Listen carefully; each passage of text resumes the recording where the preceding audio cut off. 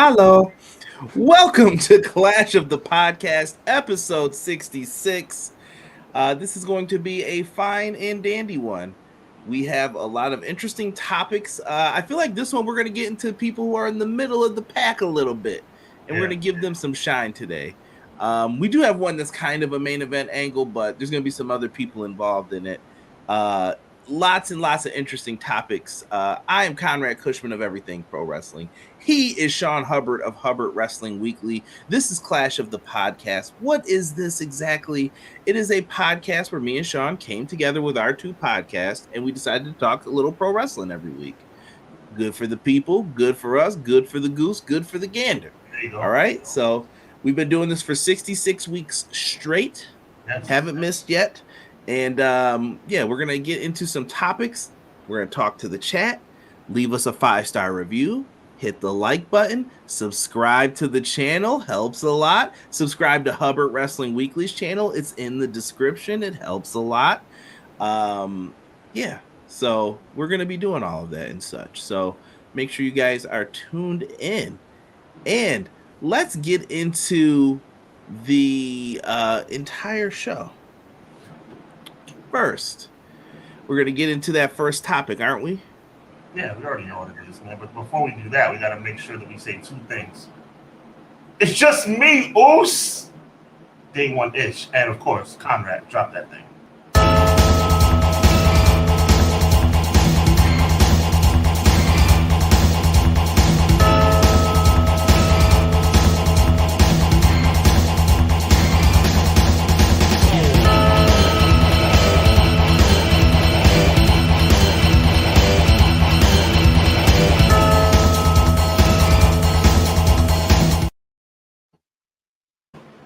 Dog, how don't you love that intro? How could you not? Super awesome. So exciting every week, man. Every time I hear it, it's just it unlocks like childhood memories. Yep. Best way to say it, man. Welcome everybody to the chat. I'm sorry, y'all, but there's other people who came in super early to get it in, but this man knows how to jump right up there. Yeah. Joel jumps up with a $2 super chat. We thank you for that, my friend. One day we'll get to see that money. It says the best part of Monday. Big shout out to Joel, man. Joel was feeling under the weather this week. He probably still is. Hopefully he's feeling better. But get well soon, my G. I second that. I will co-sign that. Ray Thompson was the first one up in here. Ray came in at 448. Much love, Ray. Happy Monday, guys. Hope everyone had a great weekend. Same to you. Weekend? Happy holiday. How was your weekend, Sean? It was good. Really just gearing up for Christmas. Seems like as soon as Thanksgiving is over, you start gearing up for Christmas. I did some Christmas shopping and took the kid and the parents out for lunch and just doing a lot of things, man. It's the most wonderful time of the year, man. One of the few times I get to enjoy that Chinese food from the mall. That's my favorite. Mm-hmm. What's the deal? It used to be 2 meats, 2 sides, $4.50. We don't get that love no more, man. God, $4.50. Was that a million years ago, bro? Yeah, that was when you were broke, though, man. You were balling that day. You were like, yeah, I think I got a 20 twin on me. Hold on here, player. Same time now. No Snapple, just water. No Snapple, just water. Facts. Ray says, on one of the topics below, 2011, in my opinion, is the best year of Christian's career. Loved his feud and matches with Orton. The one more match. Yo, Christian was reaching back then. He was trying hard. I like that assessment, Ray. It was, though. That was probably like, if Punk was here for me, Christian was probably like right here. The Christian Orton stuff. I love that. That was so good. Great chemistry between them. Quilly Quills. Sir Quill says, what up, Conrad, Sean, and chat? Your boy Sir Quills is back to enjoy my two favorite bros, CJ and Hubs, for episode 66, the Mario Lemieux edition. I like that. The Clash of the Podcast. I like that. Got Yammer Yager coming up soon, too. Mm-hmm. I like it. Dougie's in here. I changed Doug's name. Dougie Fresh. Girls, they love me. I don't know what you want me to call you, Doug. But fresh to death and the best, nothing less. Another Monday, another clash. Let's get to it. Yo, my guy Vinny is back. What up, Vinny? Vinny always looking like he's looking dapper in that picture. Smooth. Hey y'all, happy Monday. God bless as always. Vinny, back at you, bro. God bless you, Vinny. The only Vince I like. We don't even acknowledge the other Vince. There you go. BJ says, hope everyone's having a good Monday. BJ, I hope you're having a good Monday. Same to you, BJ. M. Leezy. Fo. Sheezy. Hello. Good evening, everyone. Happy Monday. Hope you all have a great week and a pretty nice weekend of wrestling this week. Amen, dude. And Leezy, we appreciate you. I think Impact's got a show coming up this weekend, Yeah, too. There's a lot happening. Talking about, yeah. Mm-hmm. Jason in the house. What up, everybody? What up, Jason? Appreciate you, fam. Welcome, welcome. Free agency and pro wrestling is looking real rainmaker. Just don't think he bounces? I mean, yeah. No, I want a hot take right now. Sean Hubbard's hot take. Mm-hmm. Where's Okada end up March of 2024? Where are we looking at him at? All Elite Wrestling. Really? You don't think he don't trust the E enough? I don't think Ospreay trusts the E, which is why he signed with AEW, and I think Okada's going to do the same thing. Interesting. So matter of fact, I think I'll take it as far as to say I think it's a lock. Okada won't even think twice about WWE. Now y'all know what we do in our WrestleMania preview, and it's Nakamura versus Okada. I'm reminded of this if that happens. I mean, look, it's not the Tokyo Dome, and that's not going to be, that's not going to be New Japan, man. Well, Okada's going to do the right thing and stay in AEW. McKinney says, "Yo, I'm here to talk wrestling with the dynamic duo of Monday in the Fire live chat. Let you know 3 things to remember when you speak. Or wait, 3 things to remember: when to speak, when to listen, and when to leave." Let's go. Well said, McKinney. Always dropping those nuggets of information. Very good. You need a calendar, McKinney. You got one every day. Matt and Jeff Hardy want out of their AEW contracts. They believe they are not being used properly in AEW. Based on what we have seen, it's almost as if they're not even legends. Well, they need to calm down and realize that their time has passed. Nobody is more nostalgic and respectful of nostalgia than me. But there comes a point when you got to realize that you're not who. What do they want? They want world title shots? Like, come on, let's be real.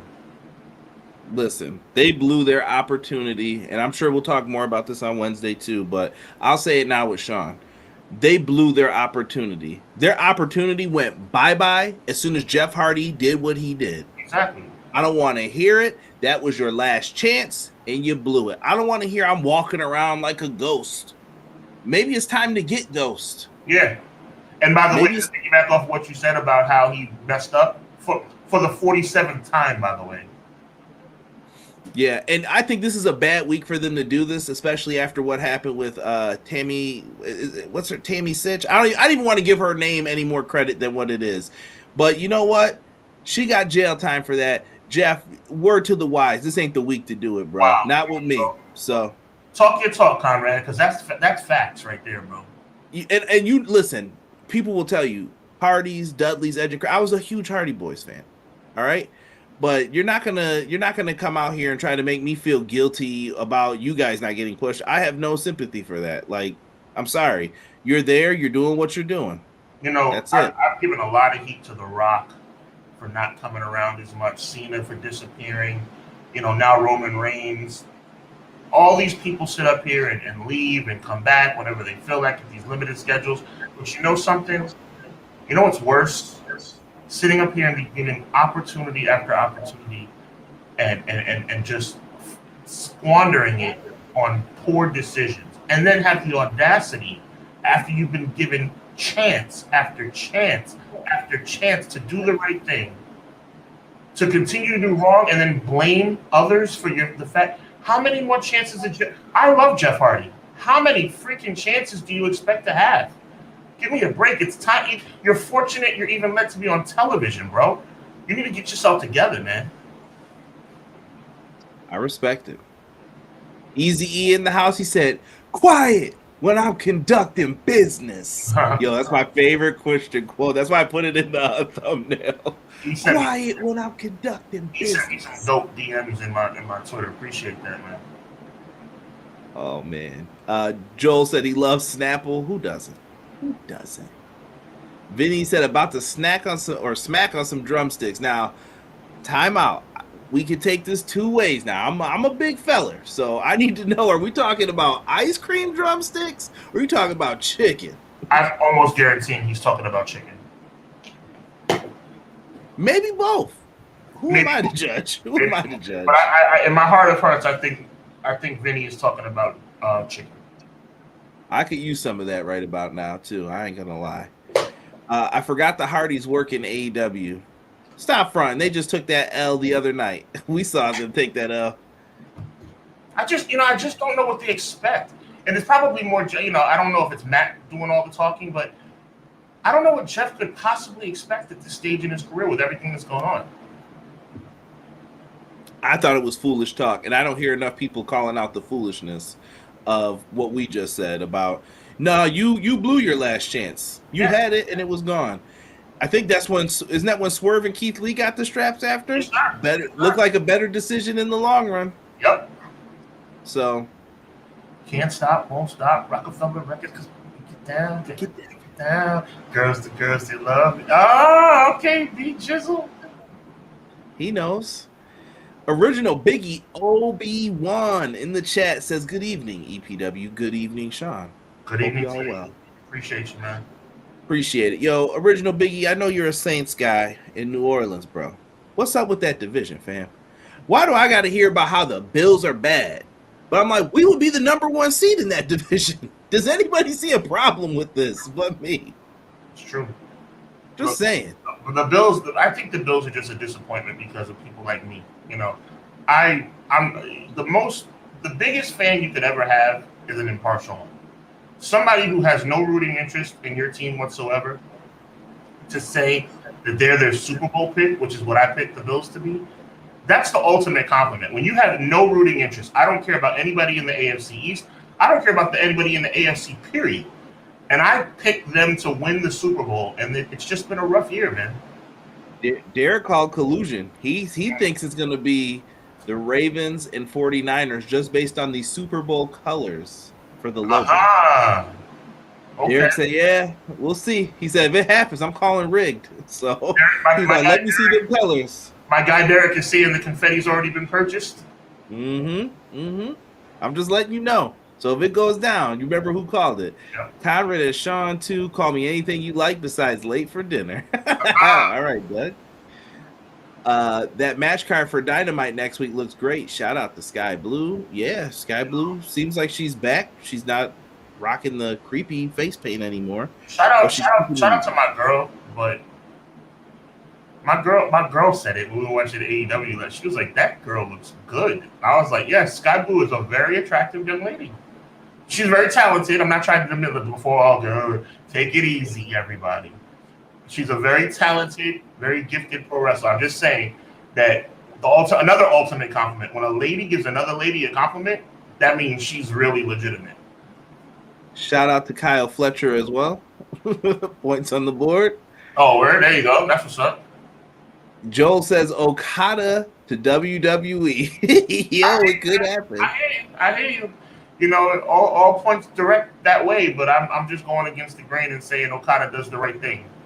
I think he's been unhappy in New Japan since the new ownership took over, though. Oh, I agree. I feel like they've been just trying to move away from Okada, but you can't.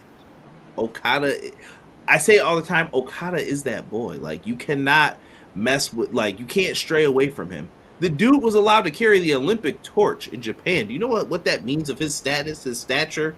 That is huge. You are not wrong, bro. You are not wrong. But I don't think he just completely sells his soul and goes to WWE. It could be just about matchups and where he fits in, because if he does. And by the way, bro, I don't think MJF goes to WWE either. Oh no, he's locked up. He ain't going. It was hyperbole the whole time, in my opinion. Yeah, when he did that little fronting thing, nah, it was a rat Rizzy. Yeah. I mean, but I'm saying, for the record, I think that was hyperbole for 6 months. Yeah, no, it's been Yeah. ever since he came back. They knew he had to have re-signed. Tony was like, "No, you can go sit out and we'll talk about this." Yeah. He just like if I find out MJF is a free agent in 2024, I will rib on Tony Khan for a Right. lifetime about that. Oh, can I take 5 minutes away from less than 5 minutes away from pro wrestling for one moment, please? Because I have to say this for the record, and Is I this want to about take the this on Knicks? about the who? Is this about the Knicks? No, the Knicks are doing good, but they're not going to win the. I would love to see them win the in-season tournament, but I don't think they're going to beat the Bucks tomorrow. This is about the Florida State Seminoles.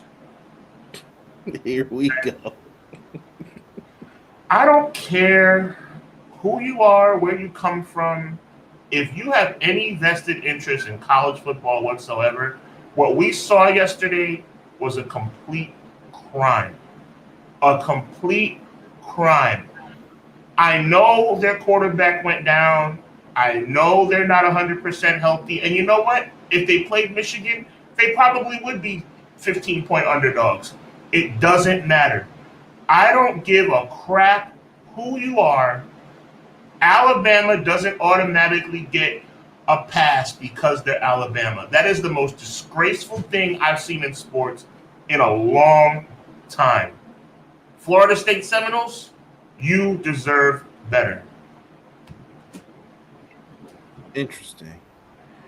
You have to have heard about that. Yeah. My brother talked about it. He thinks it's a talking point, like how WWE does like those countdown lists. Like they did one for like Punk this week. I was like, who put this together? Because so 5 will be where like 7 should be, and then they'll move this one down. It's just to get people But talking. you're familiar with the logistics, right? The fact that Florida State was undefeated and Alabama had one loss and Alabama still got the nod. That makes me sick, bro. That makes me sick. I'm old enough now. I'm an old man now, so I can call them kids. I feel terrible for those kids in Florida State. I feel terrible for them. Roll Tide. Those fans were celebrating in the streets. Yeah, it is what it is. Well, let's move on. Somebody said we're getting a little background noise. Just check to see if you got anything going. It says sounds windy or something, or No ocean. Let me take a second. If it's an ocean, it's quiet breeze. Matt says Final Impact pay-per-view is this Saturday, or PLE if they want to call it that. Jocelyn said Conrad Hubbard watching live or not, the best part of Monday. Everyone have a great and stress-free rest of the week. Thank you, Jocelyn. Thank you. Nakamura is his close friend. I did not know about that. Interesting. Okada loves the Bucks. He was just on BTE getting in Nick's drawers again. He always does put on his ring gear when he's not there. Mm-hmm. Renegade, odd non-wrestling stuff, but my lady and I watched the Mario movie and noticed Princess Peach has sideburns. What? I haven't watched that movie yet. Have you seen it? I haven't. Okay. He ain't got no shot. Okada goes to TNA. Yeah, no, he is never going to TNA again. No. He hates his time in TNA. They try to make him Kato. If you don't know who that is, look it up. International wrestlers are going to flock to AEW because they allow you to wrestle in Japan and other promotions. That's not happening in WWE. And why not? I like McKinney bringing that up. The flexibility is also a good selling point for AEW as well. Yeah, and it's also smart for AEW because guess what? Gives them first dibs as well. And it opens up the door to what I think they should definitely do, but it doesn't seem like it's happening in January this year. It should definitely be AEW New Japan Supercard. I don't know what they're waiting for. Well, that's Forbidden Door every year. Yeah, that's not the same. Okay, fair enough. I'm talking about Tokyo Dome. That's what I'm talking about. Oh, yeah. The issue is that getting over there, when does it work for both sides? How can we get over there for a day, then get back to do Dynamite? Like, New Japan doesn't have a show, but they have to wait till the G1's done. So it's weird. Right. BJ says, it's as if Jeff got signed and got another DUI or something. Hard to feel that sympathy. Agreed. Not lying. Renegade L2K from Pro Wrestling Shoot says Okada to the WWE would definitely get to do the mist, and some fans would frown upon and get canceled. Come on now. Jeff Hardy, sad story. D's in the house and yo. What up, D? He's my guy Hubs. My guy Derek. Quilly. WWE doesn't deserve any free agents. They're not going to know what to do with them if they had them. That's evident. I see no lies in what Quilly is saying. I see zero lies. I mean, we didn't talk about the Punk promo. I mean, it wasn't that great. It wasn't that great at all. It wasn't that great at all. I sounded off about that on my channel. I was disgusted. That's a plug to subscribe. You got me mad again, bro. Don't get mad about it. We got other things to get mad about on this show. Jeff Hardy has had too many chances. Can't blame 2K for not wanting the risk. It's going to be key tonight talking about this stuff. Giving Matt and Jeff's championship push. Jeff can't be trusted, and Matt will walk like an old man with bad hips and knees. Your time is done. You can help ROH, but your AEW run is over. Delete your comment. Yikes. Like I said, the Hardy family tree has been a disaster with Jeff fighting with his old lady, Matt fighting. Those are some old things, though, too. Like, I get that people go through their rough patches, but Matt seems like he's cleaned himself up. I agree. I think Matt is the more responsible brother, but I think that's pretty much been the case the entire time. Yeah, I think that's why I always said I think Matt, if you ask me who are we pushing, Matt Hardy would be my guy to pick out of the two of them. Jeff is so darn charismatic when he's right. That's the issue. He's got that Sting effect. He's got like that Sting Ultimate Warrior. Like, you can't take that away, though. There's just something about him that people love. And I can't deny that either. Like, oh, you know. Armageddon 09 or 08 or whatever it was. I went crazy. I was there. Were you? I was at that show live, yes. It was in Buffalo.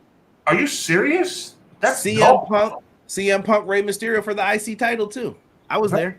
Very cool night that you were attended. Jeff Hardy, first world title. That's awesome. Yep. Matt Hardy celebrates with the big silver ECW title. Should have known he was turning then as soon as I seen that belt. 100%. Vinny has confirmed it's chicken. There you go. Maybe going elite isn't as hyped up as it's to be. As a big Jeff Hardy fan, it hurts to the point that it's numb. It is. Obi-Wan is very sad. Are we not over the Bloodline Roman Reigns constant title streak? It's like playing the same record over and over again. We're getting there. It's hard out here, man. But like I said, you're never gonna have people break those Hogan and Bruno records. I don't think anymore. If Roman wins, he's breaking that Hogan record. Then I'm just letting you know. If at WrestleMania, some way somehow it happens. Okay, I'm about to say. So you're saying if he wins at WrestleMania? I agree. First of all, to me that's the only reason he would win. I'm putting it out there. The only reason that Roman Reigns would retain this time would be because they want to take the record off of Hogan. Period. Which I have no issue with as well. Neither do I. Remember Angle coming with Jeff after Victory Road? Man, yeah. I don't even want to talk about Jeff and his TNA run. I stopped watching after some of the foolishness I'd seen with Sting. The broken gimmick would be silly now as Danhausen if they tried to revive it. Broken Matt, Brother Nero. They got enough of those characters, though, with like Orange and Danhausen, like you said.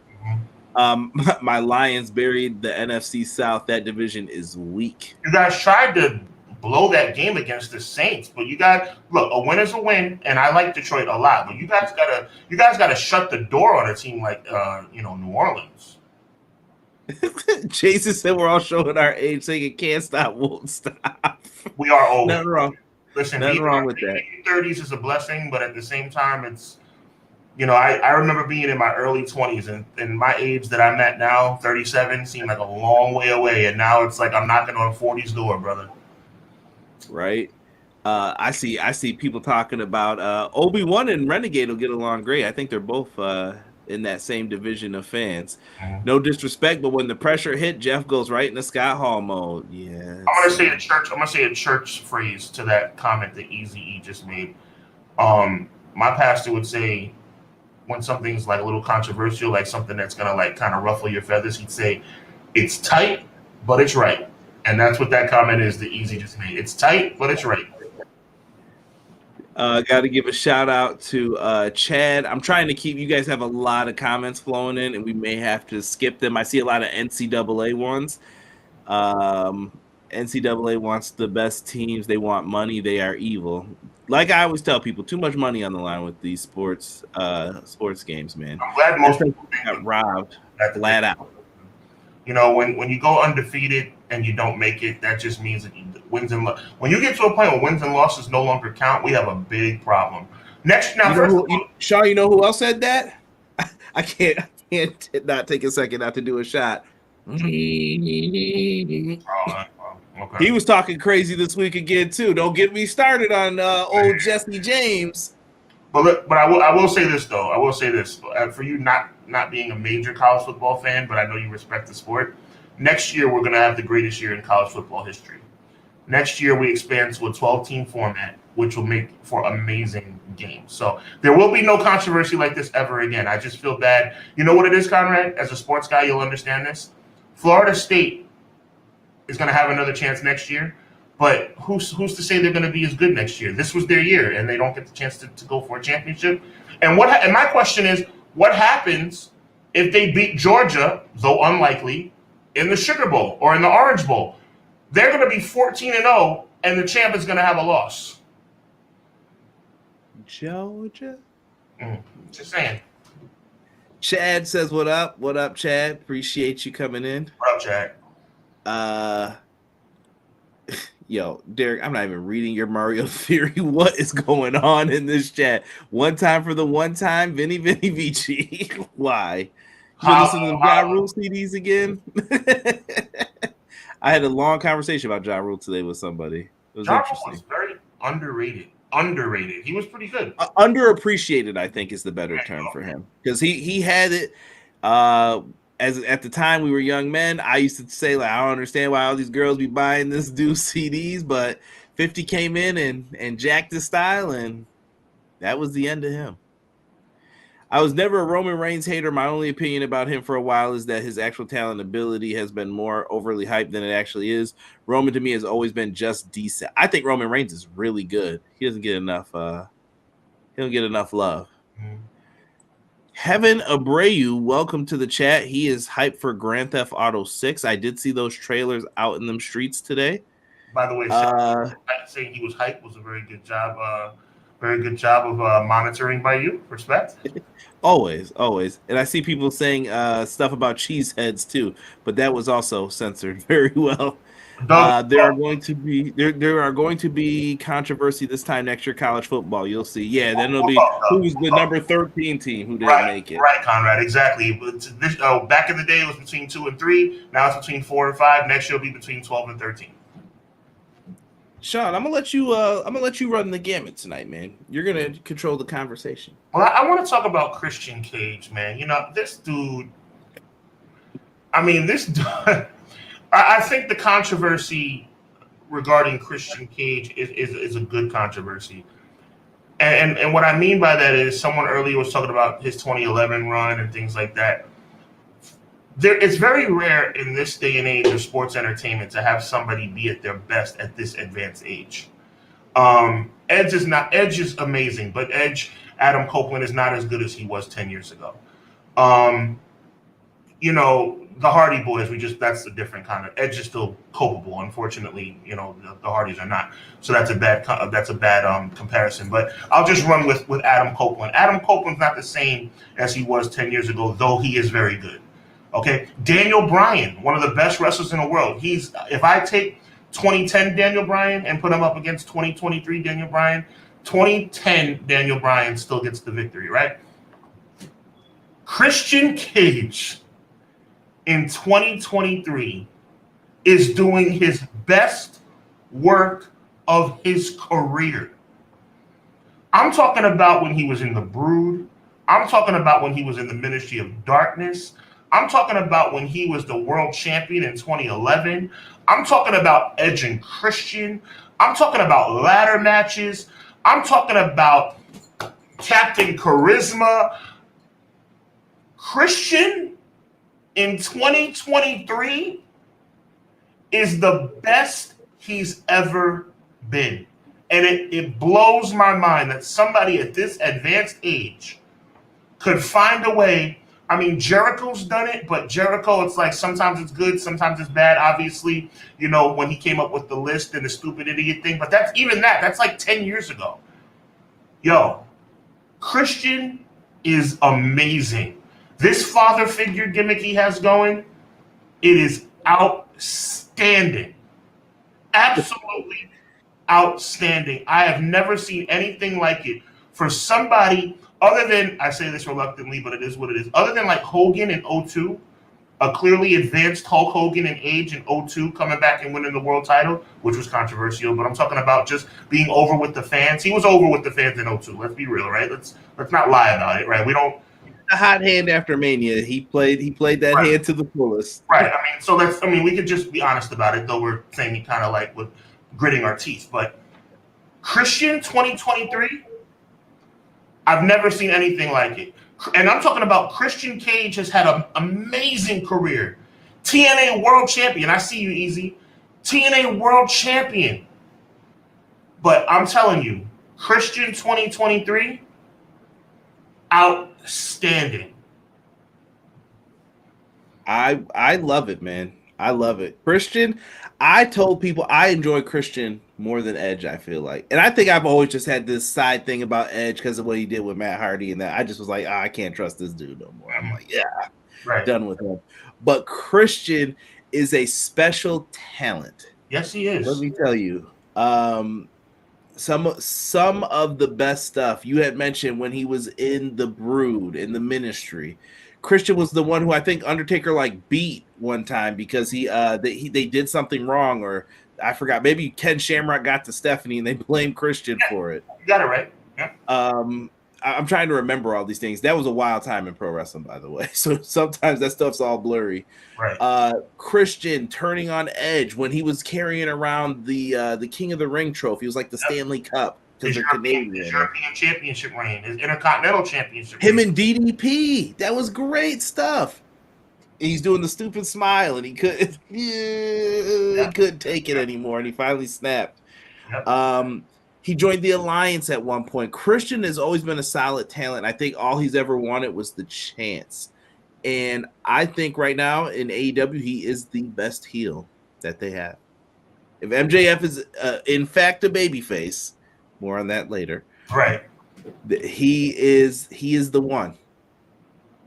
He's the one that they shouldn't mess with. I can't express to you how thrilled I am to be saying this about somebody who is this age. You know, Christian Cage, and I'm not, you know, there's a lot of people that can do great things as they get older. But this is pro wrestling, man. This is pro wrestling. And for somebody to be doing this on this level at the age of 50, he's 50 years old. Christian Cage is 50, and doing the best work of his career. It's outstanding. Like he's sleeping though, and I think people have just not realized. I'm like, do you know how good this dude is? Think about it. Listen, and I've always felt bad for him too, because I've always said everywhere he goes, when he gets there, someone bigger just comes right behind him, and it's unfortunate every time. Christian, I know everyone's like, oh, he's not a big signing. Remember when he came to AEW? He's not a big signing. Right. Christian was huge for AEW, and I just don't think people realize the importance of what he did. I thought Swerve was huge for AEW. That was another one I remember people were like, what? That's the big signing? And I'm like, yeah, that's a good name to get. When he went to TNA, he was the guy, and then Kurt Angle came. Mm-hmm. He goes to AEW. Almost immediately afterwards. Mm-hmm. Punk came right behind him again. Mm-hmm. Punk was what everyone was talking about at All Out, not Christian. Right. It's just like an unfortunate set of circumstances for him each time. But you know what? Christian always rises to the top. Every single time. He shows his worth. His matches with Randy Orton we talked about. I'm trying to think of other great runs that he's had. The Del Rio matches. His Intercontinental Championship runs.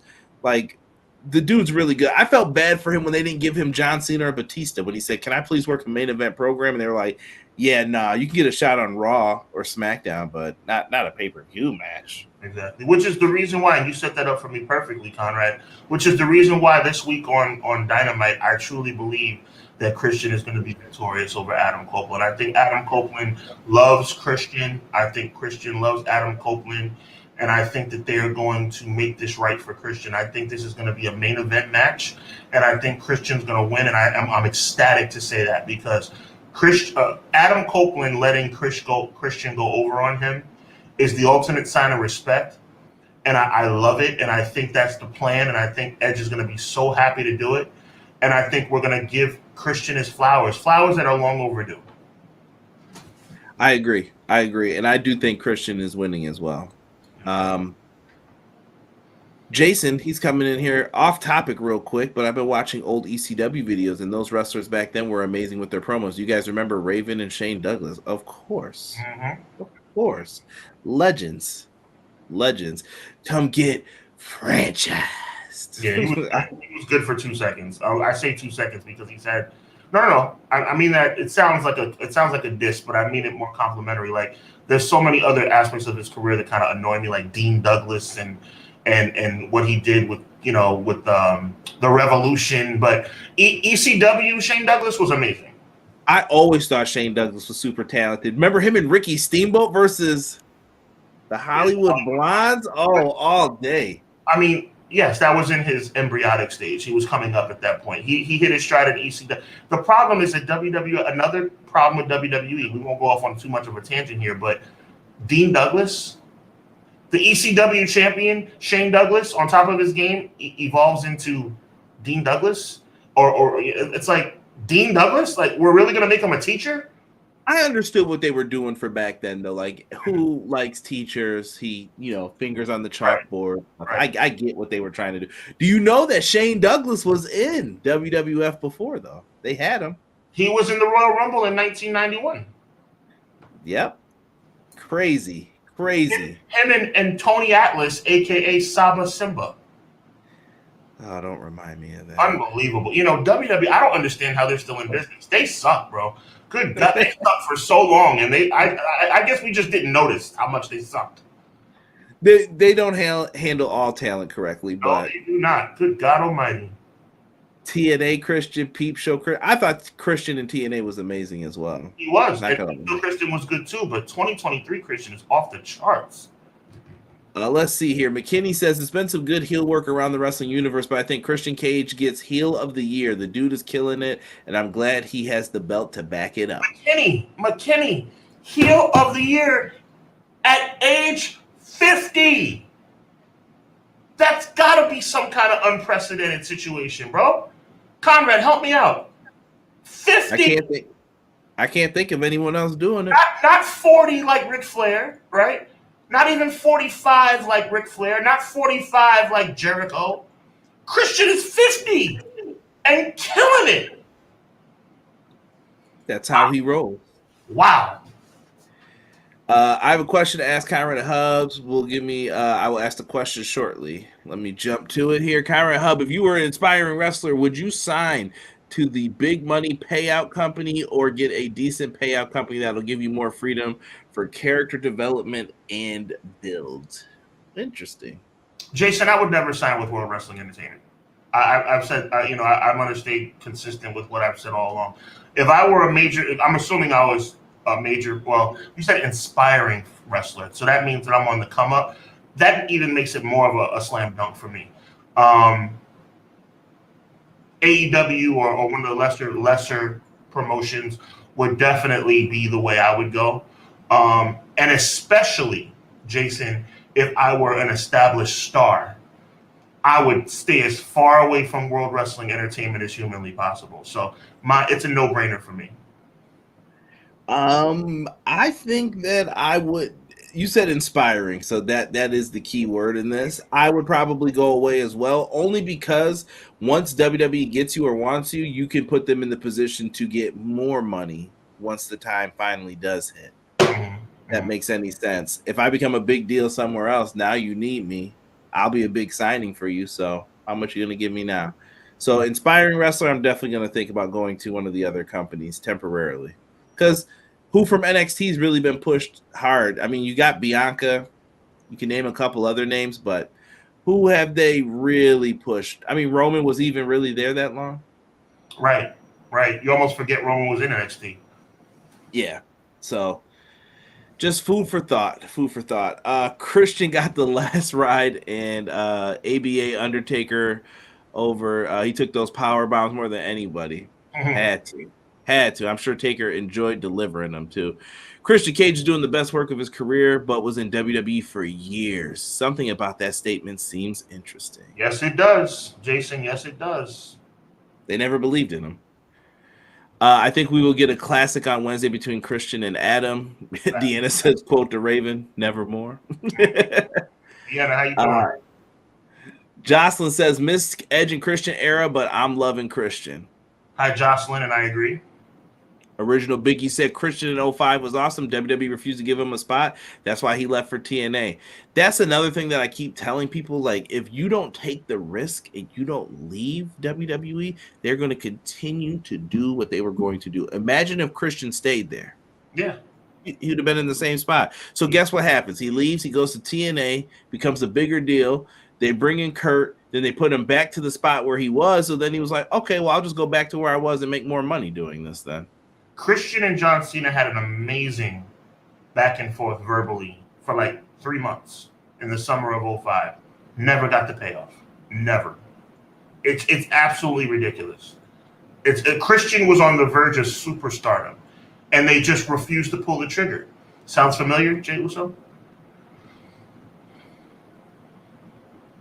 Jason says, leaving 20. Go ahead. It's just me, Uso. Day one. Leaving 2023 and heading into 2024, I'm worried AEW will not get their credit and recognition for their good storyline angles and character development due to whatever drama Khan may try to put out. I don't know if you're referring to the Danielson stuff that happened this week. I thought that was sad, personally. I didn't think that was cool, whoever did that or whoever's idea that was. Mm-hmm. If Tony Khan made the decision, stand on your business. No, I got rid of him. I know what I did. That's it. Why did the Danielson story come back out? Like, oh, he was on the disciplinary committee. And right. So like, what does that even mean? Yeah. It just felt like they were trying to deflect like the heat, like who made this bad decision? Well, there was a committee. No, Tony went on TV and said I was scared for my life. Right. I know who did what they did. Right. I don't know what to say about AEW. I think me and Sean are going to get into it with another topic that we have here. Hubs, we weren't always so smart. When we were younger, we were big dummies, Deanna. But we learned. Thank God we got older, right? Christian is doing his best work. I agree with that. If I could throw my 2 cents in, it's an aspiring wrestler. It shows who's more interested. If I got my base, I'm going with Freedom first. Mm-hmm. Hub would never sign to WWE. Love you, Hub. Can I subscribe to your channel? Yes, you can, man. Thank you, Jason. Appreciate you, man. Yo, listen, Jason, Big Daddy Kush ain't turning down no big payday, though. Like I said, if the offer's right, I mean, sure, I'll do some jobs. I'll join the job squad for 3 years. That's what they paid me, sure. I just think, I appreciate that, Jason. I just think that at the end of the day, WWE just is you're gonna get paid, but you're not gonna be fulfilled in your quest to be who you want to be. I mean, when you fumble people like Bret the Hitman Hart, when you fumble people like Hall and Nash, even like they went. You put Bret the Hitman Hart as a fumble? Oh, please.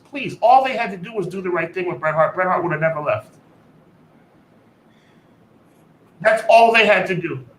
Bret Hart. I think they made a choice. Nah, all they had to do was the right thing with Bret Hart. Even when they had to back out of that 25-year deal, all they had to do was come back with a bigger number for lesser years. It would have been perfectly fine. Bret Hart had no desire to go to WCW. They pushed him there. Mm-hmm. They made a choice. Proper booking at NXT. What's that? They dropped the ball. Look at that. Also, I will say who has more interest at that time, because you got some great learning tree people. If you have interest, if they just sign you, then you won't grow as much. That's a fact. How about them 3 lawyers on the committee? I had no issue. Brian gave his opinion. Ultimately, it was TK's decision. I agree. Mm-hmm. Don't try and blame Danielson. That's what it felt like. Sean, he was on Raw, got traded to SmackDown in the draft, and WWE nothing. That's why I'm still bitter about that. I am bitter with that too, Obi-Wan, and I agree. That's exactly what happened. It was disgusting. Christian's living his best work right now. Yes, that's all that I can say. Only thing that's not right about Christian is that ridiculous turtleneck. I just don't understand. It's heat, baby. It's heat. I guess. I hate the turtleneck. He just comes out. This is style. I guess because that, honestly, the fact that he is able to overcome the turtleneck, That even get even more credit for me. You were able to get over with that ridiculous turtleneck on. God bless you. Tactical turtleneck. Big up to Christian Cage, man. I mean, like I said, 50 years old and doing the best work of your career. You've been in the business for a quarter century. God bless you, man. Amazing. Let's see here. Khan drama in general. Tony Khan needs to focus on his great talent and stop trying to be a pest in wrestling. Interesting. Tony Khan doesn't want the heat, so he throws shade at someone else. Could be. Maybe someone was just running their lips. Loose lips sink ships. That's been a big problem in AEW as well. Touche. I mean, just saying. I think WWE is a new place under new management, so the way we feel has to change because the old man is out and it's a new day. Yes, it is. Listen, I don't know. Me and Sean have been doing this for a year, and some of it doesn't feel right still. And I don't know if it's just because it's too big, or I don't know what the issues are still. But some things I'm just like, this ain't adding up. There's still some elements like who knows how to cook in this chat. There's still some elements of a little dash of Vince in this little mix that we got going. Like I smell and taste the essence of Vince McMahon in this product still in 2023, bro. It's tactical. Slightly darker black. Derek, you're a fool. I love that show. WWE had numerous modern day version of the Job Squad, 3MB, the Outcast, Retribution. Yo, come on, no League of Nations though. Come on now. League of Nations was trash, bro. What are you talking about? It was, but come on now. Job Squad, that's bad. That's bad. They were at least in main events on Raw. Okay, fair. Tell me what Too Cold Scorpio was in the main event of Monday Night Raw. He was. He should have. Oh, wait. Are we talking about that time where they picked up Foley? Cut it out. And I missed that Raw for the record. I know that's when I used to know what Raws I missed. What do you want to go to next, Sean? Well, I think we need to talk about the elephant in the room. Tonight there's a world title match. You know something, Conrad? I appreciate you letting me kind of take the reins on this one because I have been waiting for this moment for about 2 years now. And tonight should be the night. He's not, for anybody who's not understanding what I'm talking about, tonight on Monday Night Raw, Jey Uso is going to challenge Seth freaking Rollins for the World Heavyweight Championship. Let me tell you all the reasons why that if I were a dummy, that I'd be excited right now. Number one, Jey Uso's my guy. Everybody in this chat knows Jey Uso's my guy. Number one, Jey Uso is not fighting Roman Reigns. So there's a chance that he might win. Because if you fight Roman Reigns, you're not going to win unless your name is Cody Rhodes and it's April 2nd. Number two, Jey Uso is over enough to be world champion, at least for a couple of months. Number three, Seth Rollins has had the title for a few months now, and it might be time for a change. Number four, Jey Uso has never been a singles champion, and this would be a wonderful way to get him on the big stage and really make him actually main event Jey Uso. But this is exactly why WWE makes me want to throw up in my mouth every single day. You know something, people? There's a problem when a match is announced, as it was last week. I believe the person who broke the news was Seth Rollins himself when he was talking to Drew McIntyre. Seth, as soon as the words Jey Uso came out of Seth Rollins' mouth, I knew he was going to lose. You knew he was going to lose. Deanna knew, Jason knew, Derek knew, Obi-Wan knew, Emleezy Fashizi knew, McKinney knew, Quilly knew. As soon as the words Jey Uso came out of Seth Rollins' mouth, we knew what was going to happen. Drew McIntyre, which is the more likely choice, or on a smaller level, because WrestleMania is around the corner, Jimmy Uso, are going to interfere in the match and cost Jey the championship. Now, my question to you, ladies and gentlemen, is this. Are you conducting good business when you announce a main event a week in advance and within 10 seconds, the entire audience knows the result? I say the answer is no. I say we have a big problem when you have a match announced in advance, and I can tell you exactly what's going to happen right in that moment. I texted Conrad within 30 seconds of the announcement, and I said, Jey Uso's not going to win the title next week. That's a problem. That's a problem. And I don't understand how more people don't feel like it's a problem. WWE is the most predictable brand in all of pro wrestling. I mean, we've known Cody Rhodes. Think about this, guys. Think about this. We've known Cody Rhodes was going to win at 40 since the moment the referee counted 3 at 39. Don't you think that's a problem? That's a problem. That's a major issue. When referee counts 1, 2, 3 after Solo hit the Samoan spike and Roman Reigns hit the spear, in that very moment, we knew that Cody would be winning the main event of WrestleMania 40. And we sit and we watch Jey Uso, along with his brother Jimmy, reach heights that probably no one thought they would reach. At Money in the Bank, Conrad, if I'm wrong, correct me. At Money in the Bank this past summer, the Usos were arguably the hottest 2 wrestlers in the industry. The entire industry. It's arguable, but it's definitely something that can be debated, that Jey Uso and Jimmy Uso were the hottest 2 commodities in all of wrestling. At least the WWE. At least the WWE. Thank you, Conrad. And what do they do? What do they do? The first night when they blow the roof off Madison Square Garden, when their music hits the weekend after Money in the Bank, the Friday after Money in the Bank, when their music hits and blows the roof off Madison Square Garden, the powers that be in WWE say, you know what we're going to do? You know what's a good idea, guys? You know what's a good idea when the Usos are hotter than they've ever been?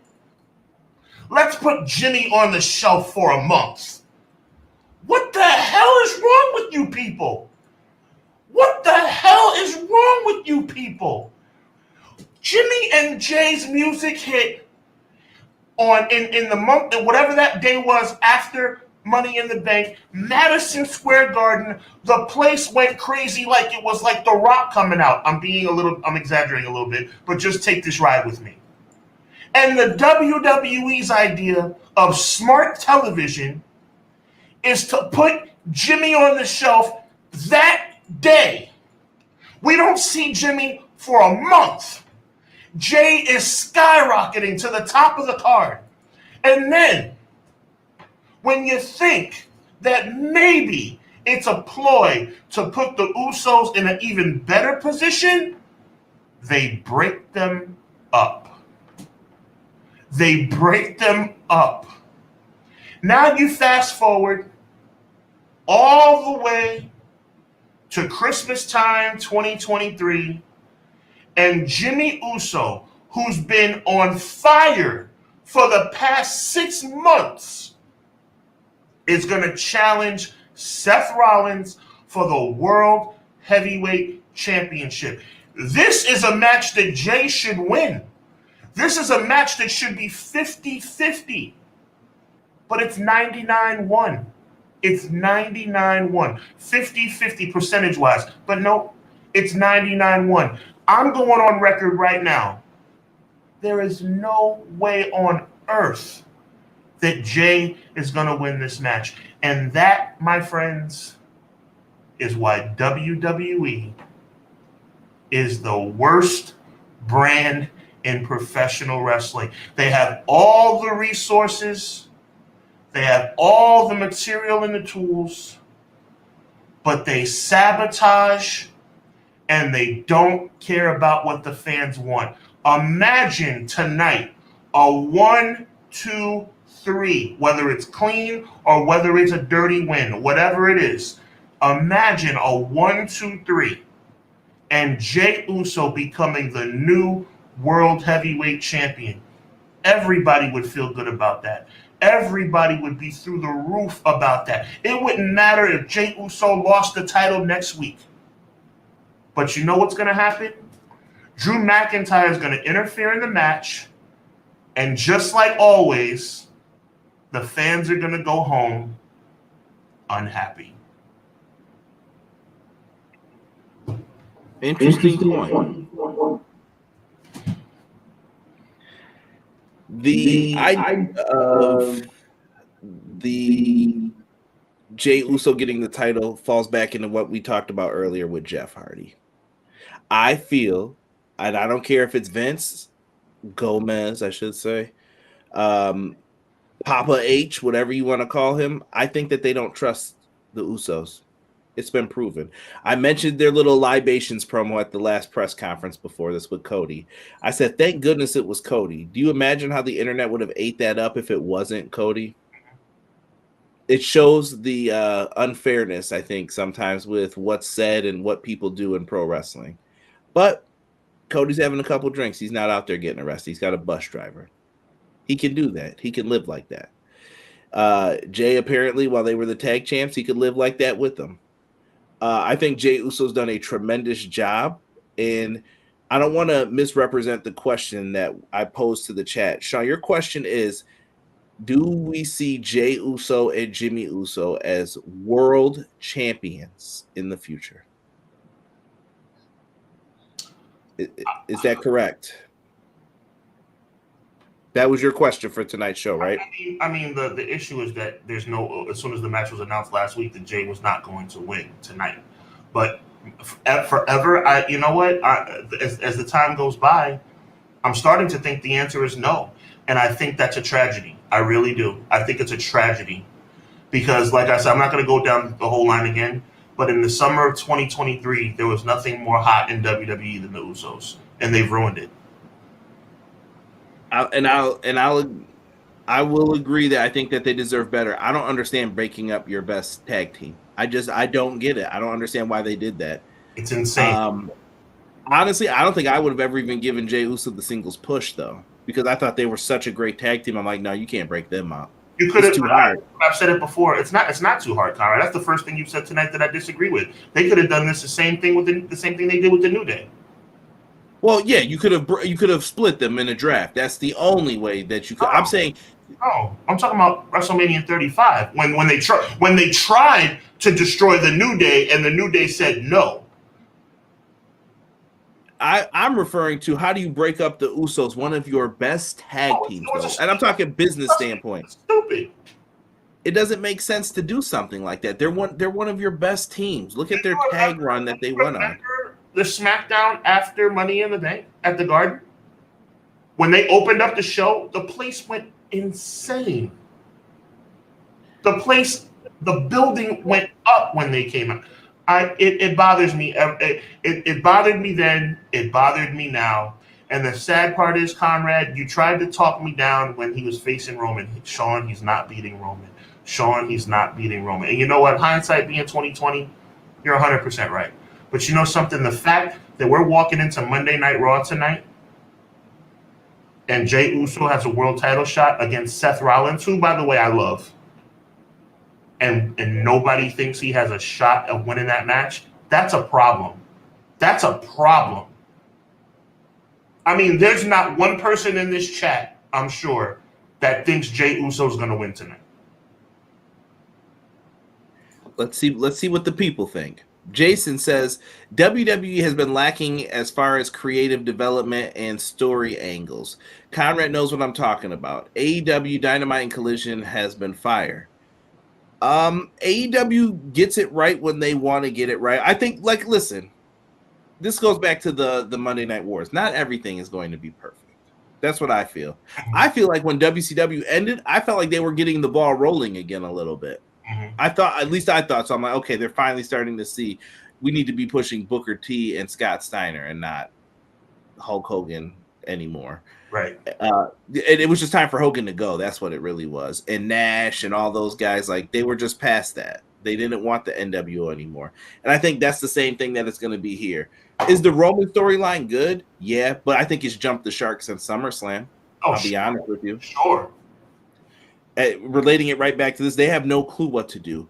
Jimmy turned on his brother so he didn't become like Roman, but you and your brother beat him. You pinned you were the first ones to pin Roman Reigns. It's ridiculous, Conrad. It's ridiculous. And then Jay's just back in the bloodline like nothing ever happened. I mean, Jimmy's back in the bloodline like nothing ever happened. It's ridiculous. Good God. It's ridiculous. It's head scratching is what I'll say. Both sides have their angles and things that are interesting. We'll see what WWE cooks up for WrestleMania. I'm giving them some time. Conrad, I'm telling you, I want you to slow down tonight, right now, Conrad. I want you to talk about tonight. Let's dig into this for 5 more minutes and just talk about tonight. And now he has no chance tonight of winning the title. None. 0%. Zilch, yeah, he's not winning. There's the sad part is, like I said, with long-term booking like that, you're looking down the line. You see Punk in there. I'm not even saying Punk's going to win the title, but you know what I mean? Like, you have to get to that eventually. You have to get to maybe Rollins and Gunther. Maybe you get to, I don't know, another match. You still got Senior Money in the Bank. I mean, they could. I was thinking about what you said, and if I could fantasy book for a second, and let's say Sean came up to me. He's like, yo, Hunter said Dog J's got to go over, but he needs something really creative. What do you got? Why not have Jey Uso win? Jey Uso can hold on to this until maybe the beginning of the new year, and then maybe Priest takes over. Why does Rollins and Punk need to have the belt? It doesn't really need the belt. Exactly. It doesn't need it at all. Maybe that'll help boost it to be the main event. You know what I mean? Like, I know that's what those two guys want, is the main event. Will they even be satisfied with the Saturday main event, though? Well, they should. Nobody's taking the main event away from Roman Reigns. You're stupid if you think that's the case. But you know what I mean, though. Like, that's what they want. I'm not saying Conrad's stupid. I'm saying Seth Rollins and CM Punk would be ignorant if they thought that they would take the main event of Night 2 away from Roman Reigns. Right. And it's just something to watch. Jey Uso over Roman Reigns is like, you understand me, bro. I appreciate you, Jason. Look, and let me say something else, because I think Conrad's always talking me down. God bless him. I want to be clear, and I hope I'm not misrepresenting myself. I'm not saying that Jey Uso should main event WrestleMania. I'm not saying that. I'm saying that when Jey Uso comes out and he puts his hands in the air, and you have 20,000 people rocking like that, and he's super over, and everybody's seeing Yeet. I mean, Yeet's not even in. Has anybody noticed that? Yeet is not even in style anymore, and Jay's brought it back. People were seeing Yeet 15 years ago. Yeet was like 07. And now people are saying Yeet again. All I'm saying is this. Why? And this is something we really need to think about, Conrad. And I don't want to get too deep into this. Quills knows where I'm going with this. The problem is, why is it that somebody can say, woo, and that means something? Why is it that people can say, what? And that means something. Why is it that somebody can say, yeah, and that means something? But when Jey Uso lands a punch and the whole crowd says yeet, that doesn't mean anything. Don't you? I mean, that's a problem. And it's a deep problem. And I don't know if you want to go here tonight, and I'll chill out if you want me to, bro. But it's a deeper issue here. There's a problem. Because Jay is over like Rover right now. And I mean, it's like, this is ridiculous. We've talked about understanding different cultures in pro wrestling. Triple H seems to be hell-bent on showing that if you are a star from Mexico or if you're a star from Japan, you can get over here. That's his goal. But why haven't they been able to? It's of the things you mentioned, Sean. Do you understand culture? Sometimes they do. Sometimes someone's able to incorporate something in there and it's like, oh, okay, they get it a little bit. John Cena raps, they get it a little bit. But do they really get it? Do they really understand what they're doing? That world title that we saw for all those years that spun around, 50 Cent should have had his hands out saying, I want to get paid. Right. That was nothing but the G Unit spinner. Yep. This thing, Tony Yayo. Yes, sir. Listen, these are just things that do you actually understand? Jimmy and Jay Uso, whether people want to believe it or not, they are part of Samoan and Black culture. They listen to hip hop. They get music. Why are they? I don't understand this in pro wrestling. All these wrestlers wear basketball sneakers now. Where are these companies saying we will pay you to wear our sneakers on pay-per-view and we will custom design these for you? You tell us how you want them, we'll have them there for you that day. They should be doing that type of stuff.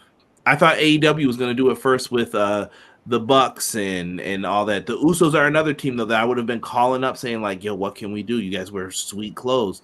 What's your new t-shirt coming out? Can we make sneakers that match? People will bring the sneakers to your show. You guys can sign them. Oh, they could do so much stuff with that. People would rock that stuff. I just don't know if they know how to capitalize on these things and do it tastefully without getting too disrespectful. You know, Chat's coming up with some interesting things too. Go ahead, Tom. No, I was just gonna go through it. Make your point on it. I you know, it's tough for me, man, because I'm really bothered by this. I'm really bothered by this because the double standards are so thick. Weren't we just talking about Jeff Hardy? Mm-hmm. Right? I mean, I'm trying my best to. I'm trying my best to not be that guy. And the chat, you know me on a personal level, and the chat has started to get to know me. I don't want to make everything racial. I don't. I love everybody. I don't want to make this a race thing. But it's so hard, guys. And I pray you understand where I'm coming from. It's so hard to see these glaring double standards and not wonder why things play out the way they play out. I mean, this wasn't the plan, by the way, to talk about Jeff Hardy in conjunction with Jey Uso. I told you though, it lines up with it though, like perfectly. When we were bringing it up, it's similar. Yeah. Jeff Hardy's been world champion since he's had DUIs multiple times.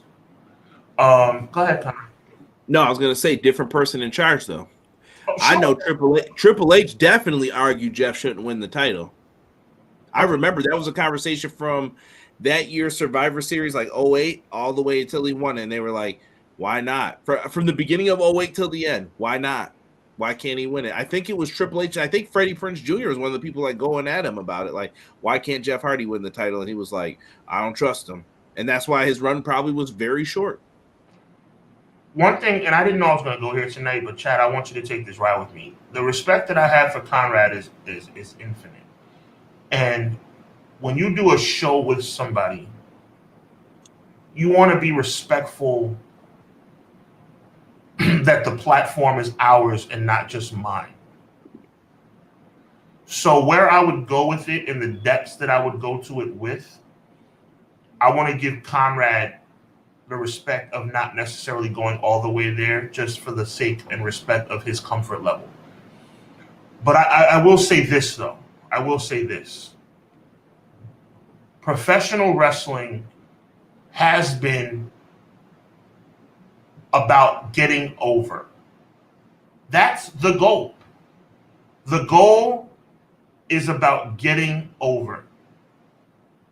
And when you get over, your reward is supposed to be an elevated position on the card.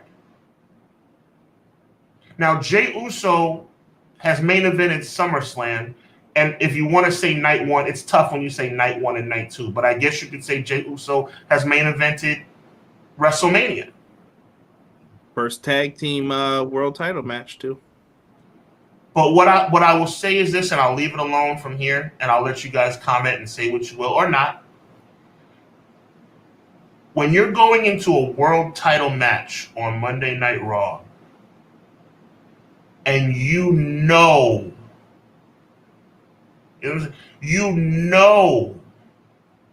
that this man is not gonna win. This is not, to give some comparison here, this is not Mabel challenging Big Daddy Cool at SummerSlam. This is not that. Because I want to give you guys some context. This is not King Mabel challenging Kevin Nash for the world title at SummerSlam 95. It's not even comparable. This is a man that is over. This is a man that is talented. This is a man that has been with the company for over a decade. And he's walking into a world title match at the peak of his popularity. And there's not one person in the wrestling world that thinks he's going to win. If that's not a problem, I don't know what is. It's hard out here. It's rough. Quills had me laughing when I was reading through the comments or putting them up. WWE is the epitome of incompetence. It's been proven time and time again. And the sad thing about it is that the levels of incompetence will not dissipate anytime soon. That is a harsh thing to say. Jocelyn said the Usos could win now that Vince doesn't have say anymore. Interesting. I dig solo Jey Uso. I'd say give him a mid-card title run. That's what I could see happening to him. I could see him being like the IC champ or the US champ, but I'm not sold on him as a world champion just yet. It's not just the DUIs. I just don't see it. Also, I told Sean this already too. I think LA Knight's going to be the one of the mid-card guys. So now you bump someone who could be in the world title picture because CM Punk came back in. So now you're going to have to wait even more. You get what I'm saying? Like, it's just turning into wait. And we don't know the exact nature of Punk's contract. Is he part-time? Is he full-time? Is he half-time? I'll be on the show tonight, actually. Is it muffin time? Is he on the show tonight or no? I'm hearing that he hasn't been what's the word I'm looking for? Advertised. In the word of madness, nothing means nothing. How is Jimmy Uso gonna so-called be back in the bloodline after he called Roman Reigns an egotistical, corrupted, lying, manipulative a-hole recently before that? Make it make sense and cut the jive. The only issue with Jimmy holding the world title is his travel restrictions. Does Jimmy have them? Well, they appeared in at the other shows recently. Yeah, they were, and I know Jay was in Canada back in February, but I don't know. Roman owns the WrestleMania Night 2 main event because that is the undisputed main event of WrestleMania weekend. Yeah. And I don't think Punk and Seth are going to settle for that. Just not who they are. Right. The world title needs to be elevated and out of consolation prize stigma. That's going to be tough, and it's going to take Seth versus Punk to really do it, in my opinion. I think Jimmy versus Jay is your match at 40. McKinney, 1,000% agree with you. I will agree. Jay, yeet, I'm here for it. Give that man some shine, his shine. Yeah, Samoa Joe used to use the champ is here and Annie up before Cena. The champ is here. Actually, I was just watching Joe Punk 3 a little before this at the gym. Bucks got to deal with champs. Yeah, but I'm talking about exclusive shoes. Like, yo, this is the Young Bucks shoes. This is Jimmy and Jey Uso's shoe. Come get it.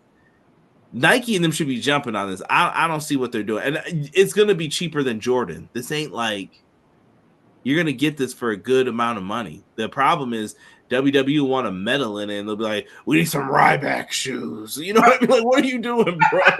What is this? No. Right. Nobody wants those. And I think you could have a whole line of them though. Sean, you ain't rocking some sweet CM Punk shoes as they come out with some dope ones with the shirt and it matches. You would wear that. People would wear that. I would rock CM Punk shoes. I would rock Uso shoes. Yes. When them shoes come out, you better remember who said it. I've been saying this for years now. Give these guys shoes. Let's go back to AEW. Imagine the Lucha Bros with their own shoes that match. The Joker Pentagon shoe. Bro, that would be fire. I don't get it. I just don't get it. If CM Punk dethrones Seth Rollins for the World Heavyweight Championship, it'll be a direct spit in the face of Finn. Quills, I'm going to tell you right now, Finn Balor's face has been spat in before Punk even decided to come back. Agreed. Nakamura, same. Sami Zayn, I don't understand. You had him up here. He fell wayside. Drew, you had him up here. He fell wayside. Dominate Mysterio every week. It's like it's no knock on Dom. I'm just saying, like, I mean, he was hot as fish grease, and I don't know, man. This is what we're talking about now. Chad is because you guys probably think Sean is crazy. Sean just doesn't like WWE. There's legitimate reasons why I don't like WWE. Like, it's legitimate stuff. Enzo got those leopard skin joints, and Kofi with the wing ones were custom. Yeah, they made those, but I'm talking about they need to sign the deal though with a custom shoe that is like their shoe sold in the stores. Like the line is Uso ones, the Uso twos, the Uso threes. Like that's what people should try to get. Race applies when it genuinely applies in the world of professional wrestling. That is never going to change. They gave Jeff the title because his merch was selling out the store and they wanted to bank on it. But you're right, Triple H wasn't feeling it. Never do. Jey Uso's number 5 in WWE right now in merchandise. That's a little side note for you. Now 5 is not 1, but I mean, how many people have merch in WWE? Everybody, right? I think everybody has a shirt, right?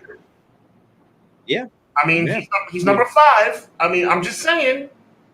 That means something. Don't say you're just saying. Yeah. Now I'm about to vehemently disagree with you on this. Yeah. No, number 5's a big deal. Okay, right. Being on that list, if he had a Bloodline shirt, if he was on that list twice, that's a big deal. I think so. When you're competing against Stone Cold Steve Austin's old shirts, and that's selling. I mean, I'm trying to think who else is there on those lists. From every statistical category, he's over with the fans. He's a great wrestler. He's selling merchandise. I don't know what's going on here, but what am I missing? Oh, Jey Uso's fun, and the fans like to put their hands up and down and have fun with their hip hop music. But you know what? Unfortunately, Jey Uso's not selling any T-shirts. No, Jey Uso's selling the 5th most T-shirts in your entire company. So what's the issue now? And I think you need a mix of that too. While we're talking music, I always feel like Stephanie brought the hip hop music. Her and Shane, that's what they like. Triple H likes Motorhead and the hard rock stuff. Listen, you played the old SmackDown versus Raw games. Yep. There's songs on there that we know just because of that. And I'm sure I know people who are rock fans who will sing Ghostface Kill It to Me from SVR 06 or 07, excuse me. Like they'll come in, yeah, and they'll just come in and start rapping the songs. Yep. You need a good mixture of both. So no issues with the music wise. Jason says, do you think Triple H looks at Jay as a future main eventer with a title opportunity? Honestly, no. That's my opinion though on Triple H looking at him. It's not only your opinion. It's my opinion too, and I think I can't even talk, bro. Like this bothers me so much. It's like I can see Triple H sitting in a room, and by the way, as the years go by, the less and less I like that guy. I can see Triple H sitting in a room and just like, nah, not Jay, nah. But Paul, he sold 500,000 units in the T-shirt shop. And Sean, this is why I think you should like Roman more, though. Roman took his family. I don't just like Roman. No. But I'm just saying, this is why I think Roman deserves more credit. He pulled a Bret Hart. He took his family back up to the top. Yes, when Owen and Bulldog were on the decline in 96, he was like, no, come back with me. We're about to reform the Hart Foundation, baby. Roman Reigns did the same thing. Where's the Usos? What's going on with all these guys? Nah, bloodline, baby. Let's do this. I'm going to make you a star. Absolutely. That's what he said. When they first booked Roman Reigns versus Jey Uso, I was like, this is a pay-per-view? What? Right. I was like, yo, never would you get my money if this was on PPV. And I watched it and I was like, yo, that was a compelling story. That was well done. Those I was Clash, shocked. those Clash of the Champions, and I believe it was Hell in a Cell. It's great stuff. Great stuff. Mm-hmm. They did it right, and they told a story with it. Stories that made sense is what made it even better. That SummerSlam, that was just, I don't know what they were doing.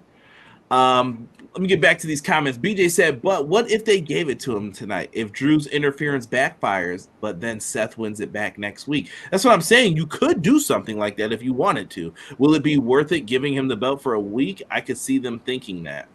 Why not? What? BJ,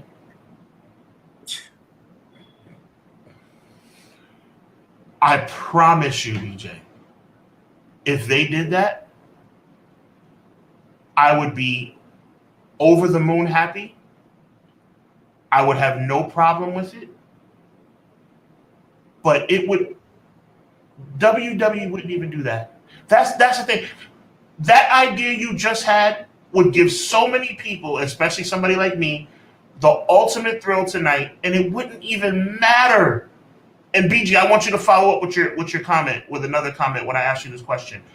And anybody can answer, but BJ specifically. Would it bother you? It wouldn't bother me.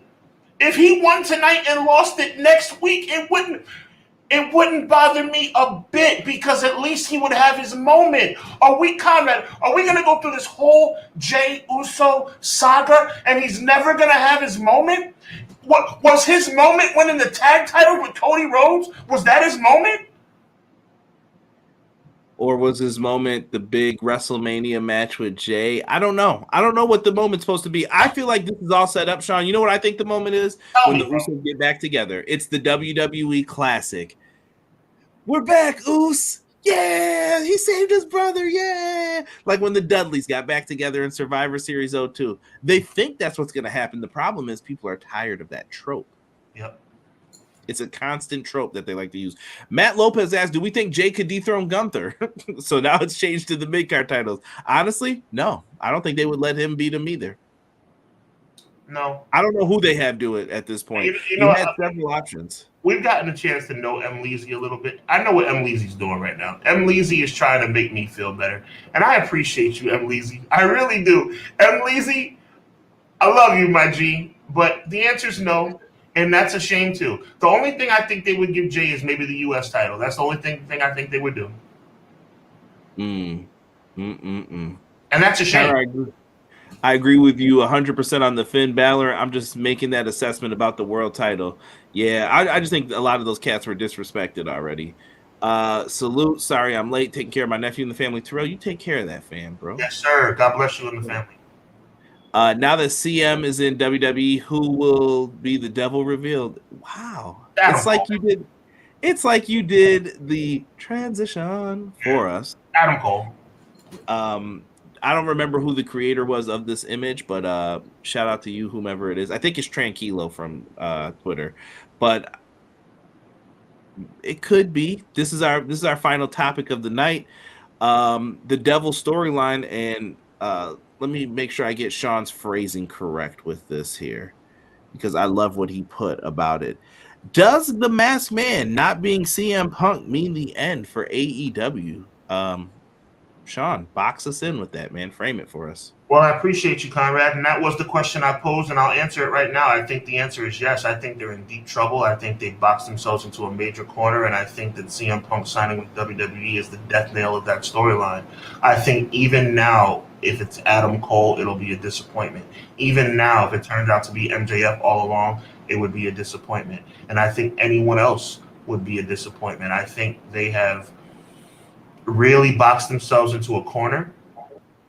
I wholeheartedly believe, Conrad, that they were in negotiations or there was some kind of conversation with CM Punk that made them think that they might be able to get him back.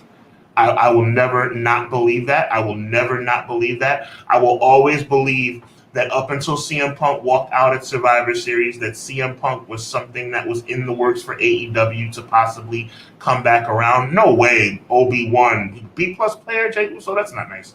But anyway, at the end of the day, though, yes, it's a huge blow. I don't think there's anything AEW can do with this storyline, which I think will culminate, by the way, at Worlds Collide, that will be anything of substance. I think it's over. I think it's going to be Adam Cole, and I think it's going to be a big dud. I told you weeks ago when we had brought this up, I think it was like 2 or 3 weeks ago now at this point, that without it being Punk, there is no hope for satisfying people. If it's Dolph Ziggler, someone's going to be mad. There might be some Ziggler fans happy, but someone's going to be mad. If it's Ali, same thing.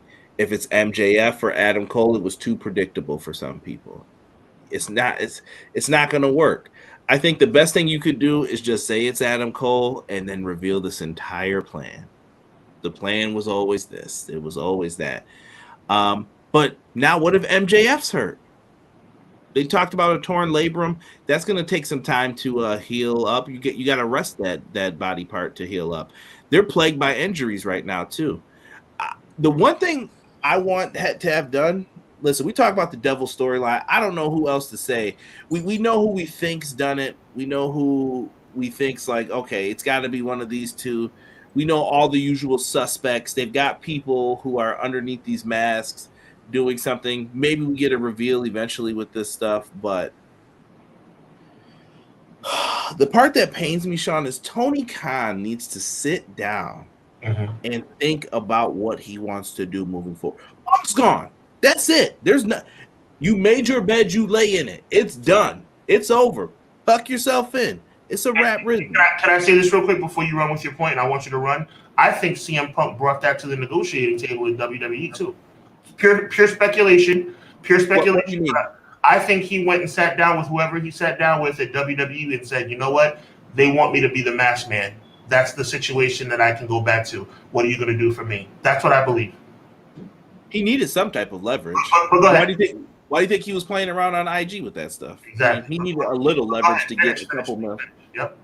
But Tony Khan needs to sit down at the table and say, what are we doing right and what are we doing wrong? Do I need to be pushing the Hardys, or do I need to tell the Hardys, hey, like, I need you to be grateful and I need you to put some people over in Ring of Honor or you can bounce? Time to look at that roster maybe and say, who's the future, who's not? Right. Who's going to last and who's not? Maybe Evil Uno's job is you work for AEW Games now instead. I'm not saying that as a disrespectful thing. I'm saying that as let's put people in their spots. Let's put people where they're going to be who can help. Let's tell some people, hey, it's time to go. What is Ring of Honor supposed to be? Maybe we need to get that back in Universal Studios and filming there, because filming after the shows is not doing a good thing. It's not doing a great service. I get why he does it. It saves you money. But if you could get a great deal and spend some money, maybe someone can help you out with that. Maybe you develop a partnership with TNA, New Japan Strong, somebody, and say, hey, can we go on the road with you guys? Maybe we could do a 2-for-1 deal. Like one night it's you guys and one night it's us, or something. What you're doing now is not working, is what I'm saying. Figure it out. You're losing agents. Who's helping people? Who's not? Why aren't the talent listening to certain people? What's the issue? Even look at the EVPs. Like, what do you do? Why am I giving you extra money? Time to put your duties on. And if Tony Khan wants to deflect blame, you writing the storylines isn't deflecting blame. You're gonna eat that blame, actually. Well, you think Vince didn't hire Vince Russo just because it was, well, dang it, pal, this is Bruce Pritchard's fault.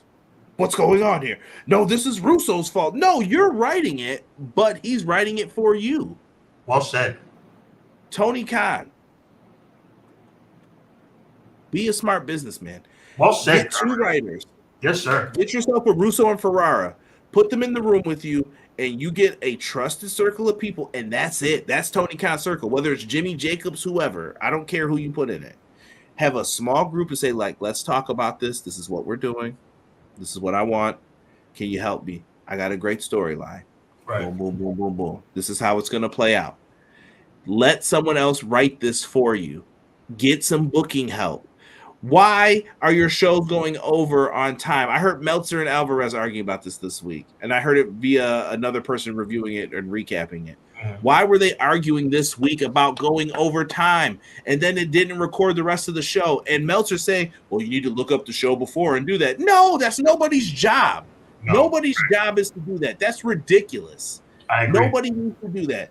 No, it is your job to tell YouTube TV, Hulu, whomever it is, that, hey, we're going to have an overrun tonight at 15 minutes. Can you please make sure the DVRs catch it? Period. The stuff that they're expecting you to do is ridiculous. And I think, Sean, I want your thoughts on the Continental Classic and all that stuff too. Like, it's working. I've enjoyed it, but at the same token, it's matches. It's right. matches. I mean, at the end of the day, we obviously, I think we all agree who we want to see win, at least on this show, and I think on your show as well with Derek. Big shout out to Derek every Wednesday night, 6:05 right here on EPW. Yeah, Swerve Strickland winning would be the most logical choice and the best choice as far as I'm concerned from a people that could win it, honestly, in my head. Swerve. Well, people could win it. Go ahead. Yeah. Danielson, and I think Kingston is still my dark horse pick that they could have him come back. Okay. I mean, that's cool. I think, but to your point though, no matter who wins, it's just matches, like you said, and it's one of those things. It's like the luster of what we need to make AEW great is a little bit missing right now. I want to touch on something Jason was talking about. I see Jason in the chat, and I want to say big shout out to Jason. I think Jason's possibly misunderstanding just a little bit.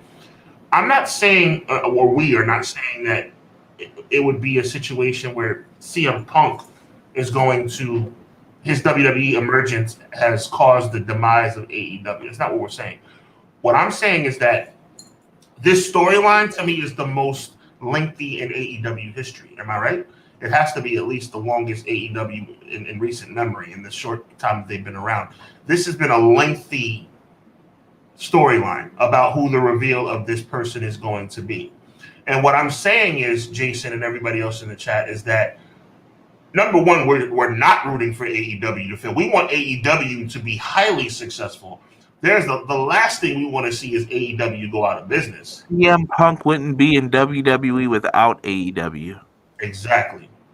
So we do not want AEW to fail in any way, shape, or form. We are cheering and rooting for AEW. But what we're saying is that this storyline, not having CM Punk at the end of it, is crippling to AEW because CM Punk. Okay, so let me rephrase. If it was The Rock, it would be awesome. If it was Stone Cold Steve Austin, it would be awesome. If it was John Cena, it would be awesome. But that's not possible. The only possible big star to be under that mask would have been CM Punk. And unfortunately, it's not him. So where do you go from here? Anything they do now is going to be a disappointment. That's the problem. And when you have a storyline that you've invested by the time December rolls around, the end of December, it'll be 6 months, you better have a big payoff. And you're not going to have it. So where do you go from here? That's the point. Yeah, and I don't want people to think, oh, CM Punk ended AEW. It's more than just that. It's more than just that. It's Cody. It's Punk. It's the stuff with the Elite, the drama that everybody speculates that happened. I don't know what their management styles are.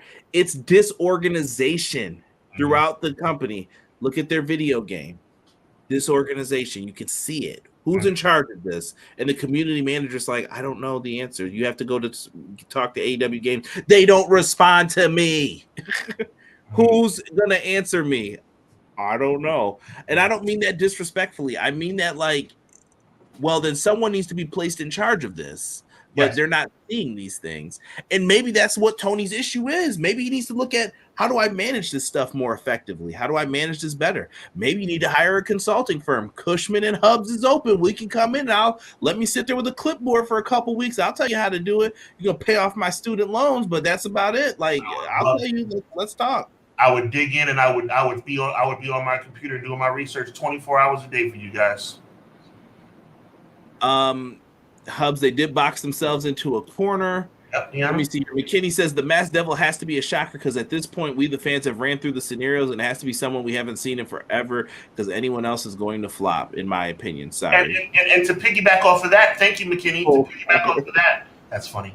To piggyback off of that, McKinney, who? That's and I think that's the reason why Conrad and I came up with the subject matter for tonight. It's over now. I'm not saying it's over for the company. Maybe that's where Jason. I don't want to, I don't want to misrepresent the situation, but it's gonna flop now. Tell me who besides Dwayne "The Rock" Johnson, Stone Cold Steve Austin, John Cena, maybe Mercedes Moné if it's a woman. Tell me who it could be that would be a splash at this point. Who? Nobody. If it's Mustafa Ali or Dolph Ziggler, and I love Dolph Ziggler, it would probably get booed, Conrad. It would probably get booed. Tell me right now, if Mustafa Ali is the guy, you don't think that Long Island, New York would boo him out of the building? I don't know if it would get booed. I think it'd be that awkward, like, what? Woo! I think I think online would flame them more than the reaction live. Some people be like, "Oh," it would be awkward. It would be that, "Oh, see you on Wednesday for Dynamite. We'll be live in Panama Beach City, Florida, the greatest wrestling city in the whole wide world." All right. If the Devil isn't Adam Cole, which would be a dud, but if it isn't him for storyline standpoint, I'm not sure who it could be. It better not be Jack Perry. I will stand on that. If it's Jack Perry, oh my God, bro. You do not reward someone who cost you millions and Yo, can I talk about CM Punk-ish for like 2 seconds? Yes. CM Punk is the #1 merch seller in AEW and WWE. How is that possible? It's mind-numbing, bro, that you did this. I'm sorry to say it. CM Punk's a problem. He's causing issues. Well, now it looks like he was right. Yep. That's all you're doing is proving him right. And that's why he cut that boring promo last week. I'm saying this. Oh, you're a CM Punk fan. How could you say this? It sucked. The promo was not that good. I shouldn't say it sucked. It was mid. All right. That's the best way to put it. Right. It was mid. It was very it felt like somebody wrote that and handed it to him. And he didn't feel like CM Punk when he was talking until the end, until he was like, "I'm not here to make money. I'm here to make friends." That felt like a CM Punk line. You cannot blow this. CM Punk, here's what you did. When Punk came, you did this. You leveled up. Now you can't level back down. You can't. Now you're at this standard, period. Well, what are you going to do? That's why Sean's feeling this way about this. I'm just telling people, like, come on, dog. Come on. You got to bring it if you're going to bring it. When AEW continues to succeed despite one big name being gone, I will try not to say I told you so. They're going to continue, though. Tony Khan's pockets are long.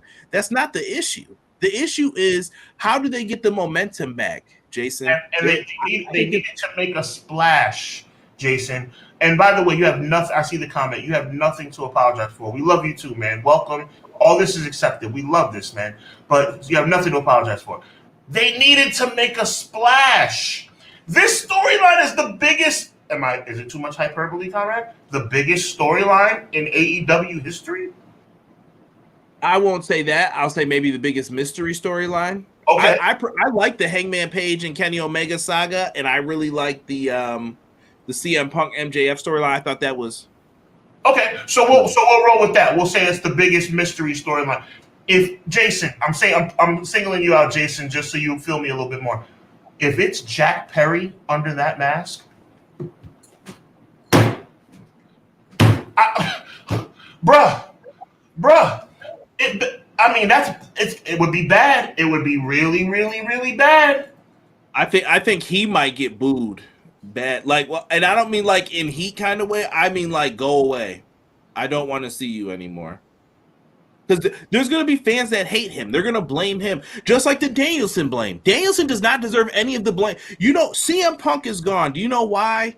It was because of the choices CM Punk made, not Bryan Danielson's decision. Right. Tony Khan made the decision, and that was due to his lack of leadership. And the same go for the EVPs who didn't want to sit down and talk. What Punk said, let's work together. That's what could have probably saved all of this from happening, but you ain't want to do it.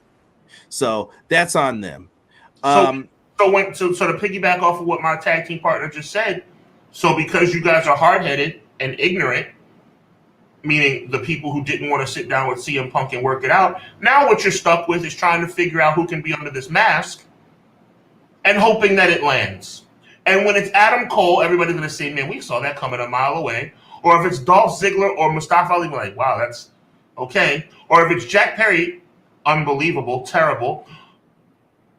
It better listen at this point. Now you have, bro. It needs. They better hope John Cena and Vince McMahon have a major argument, or like somebody talks about John Cena's family and John Cena. It better be John Cena now. It better be The Rock. it better be, because I'm gonna tell you something. Adam Cole. I love Adam Cole, Conrad. That ain't moving the needle, bro. That's not moving the needle. It's not. BJ stands on it. He thinks Cole was the guy even before the Punk stuff, and the injuries just prolonged the storyline. You could be right, BJ. I feel you. He could be. But Sean's point is, the longer you let these types of storylines linger, this better be good. That's all people start to think. Here's what you can't do with wrestling fans' minds, and this goes for wrestling video game fans too. You give them the information too early, the wheel starts spinning into illogical things that cannot happen. And I have to I'm like, that cannot happen. That cannot happen. They could put Punjabi prison matches in the new video game. No, they can't. No, they can't. People just start thinking things like that, though. Right. Or, man, what if it was Hulk Hogan underneath that mask? That would make a lot of sense. No, it wouldn't. No, it wouldn't. People just but the gears start turning. What if Bobby Roode got out of his contract? He's not doing that. Like, they just start thinking anything and everything with this, and you have to be careful. I see BJ. I don't want to jump the gun. I see BJ's comment. I love what BJ just said. Go ahead, though. Quilly. Well, I'm gonna go down. Yeah, Phil said strictly Kingston should be at the top of the Continental Classic, but the BCC have their hands all over, especially Moxley. I think Moxley and Swerve are going to be the finals in their on their side. I think they're the gold bracket. Best ideas, no fulfillment is not helping. Preaching to the choir when it comes to WWE 2K games. Let me see here. I responded. I said the Devil reveal is going to be Mercedes. That would be good. That's probably the biggest needle mover they could probably have at this point. Mercedes being the person would be pretty cool, I admit. But there's rumors that she might be going back to the E2. You see what I'm saying? The stigma now is get out of there, leave there, don't stay there. That's what they have to change. Who are we talking with this about? Jason. That's what they have to change. And guess what? I think this. Why was AEW so successful? Because of Gomez McMahon booking and being there. Mm-hmm. That was the biggest detriment to WWE. We want anything but Vince. He's gone now. Allegedly. I never believe it. Allegedly. I never believe it until I see he sold all that stock. But he's there, Sean. There's nothing else that he can do. Yeah. There is nothing else that they can do with this whole situation. So Vince is there. Could he take back over? Highly unlikely, I'll say right now, but crazier things have happened. Who knows? There's rumors of selling it and going private, and well, then who gets it? Is there some contract with it? I don't know. I don't even want to speculate on that because that'll hurt. Door kind of thing. Yeah. But that was Tony Khan's biggest coup. Like, okay, Vince is booking. Anything I do is gold. Those days are over now. Triple H is there because anything he does is gold right now because it's Triple H. Me and Sean will sit up here and tell you all of the stuff WWE does ain't great either. Nope. And AEW's not on their golden goose anymore either. The day is going to come where these rosters begin to balance out. Mm-hmm. So right now, momentum's in WWE's favor. They got CM Punk. Okay, cool. If they get Mercedes back as well, then maybe they go back after Naomi. They might be cooking with gas again. And you could almost say that Randy Orton was a factor too. Even he hasn't gone anywhere, but he was gone for a year and a half, and now he's back. Yep. They've got all the momentum in their favor. It's going to take Triple H to mess up. I know some people love the format of the 6-match pay-per-views. That's great. I like it. Sean, do you like the shorter pay-per-views? No problem with that. You know what? You know who is going to have the problem one day? Sitting backstage and Sami Zayn sitting there. He's like, yo, I haven't been on the last 4 pay-per-views, bro. And I'm over. What's the issue? Exactly. Well, we're working on it. We're going to get you on one of these soon eventually. In what, match 2 or 3? Come on, dog. You're wasting time. Maybe People are going to get sick of that. 3. What about maybe I'll have you face JD McDonough in the pre-show. You've hit the nail right on the head with me, bro. What are you going to do in those situations? You got to give the people what they want. Mm-hmm. So just keep paying attention to things. Things like that will come off like that. JC, you don't have to apologize. We're talking pro wrestling. You're good, man. You didn't say anything disrespectful. You're fine. Let me see here. You can't reward Jungle Boy for costing you millions. That's a fact. You cannot send the kid who got grounded and say, come downstairs for dinner. Ice cream and sprinkles are on the table. You can't do that. Good analogy. No matter who it. That's always the analogy with that, especially Jack Perry. The fans are going to boo this, and not in a getting heat way. It's going to be the boss man heat. Go away. I don't want you here. It's the biggest mystery since Brody Lee. Brody Lee's storyline was great as the mystery. Right. I was supposed to be there. I'll never forget that. That's right when the pandemic started. Unfortunately, COVID got me. Right. Oh, original Biggie said X-Pac heat. Yes, when it comes to Jack Perry. You are either going to be the megastar, the devil, or drop the whole storyline. I understand where you guys are coming from. It's just the hype of CM Punk returning. It was like AEW was officially nothing. He had a lot of fans, though. That's what it shows me. Someone was buying them T-shirts. That's why I always say was people like, man, nobody liked the Backstreet Boys. Someone was buying them CDs, bro. I don't know who you talking to. So it wasn't me, but somebody was. 50 million records. Somebody bought them. Someone was buying them Ja Rule CDs. Holla, holla. Somebody was buying them joints. I don't know who, but somebody had them. Terrell said, wait a minute, Conrad or Hubbard. That name has not been mentioned. What if it's Malachi Black? But then what happened to the House of Black? Yeah, we're gonna need some more explanation for that. Yeah. I think that's why the minions are coming into play more. So we've got more than one person to reveal. I think so too. I think it's a setup. I want to touch on this for 30 seconds. BJ's point is smooth because I'm thinking maybe it's the whole Undisputed Era. That's the culprits. Oh no, not Bobby Fish. Well, not Bobby Fish kicking out of finishers again. Well, Bobby Fish is not the selling point, but I am a big fan of Kyle O'Reilly. My favorite, like, this moment is bad is where's the lie? Yeah. Nobody. No, like that point BJ brings up about it being more than one person. It could be Adam Cole with the Undisputed Era, which would be kind of like, I mean, it would be good, but it still wouldn't move the needle.